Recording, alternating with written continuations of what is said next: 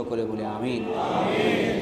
সম্মানিত উপস্থিতি, হজ এ বিষয়ের উপর আলোচনা করছিলাম।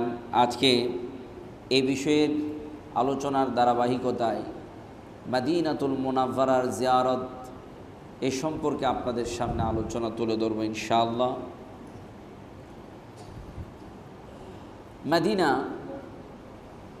শব্দটা আরবি, এর বাংলা অর্থ হচ্ছে শহর।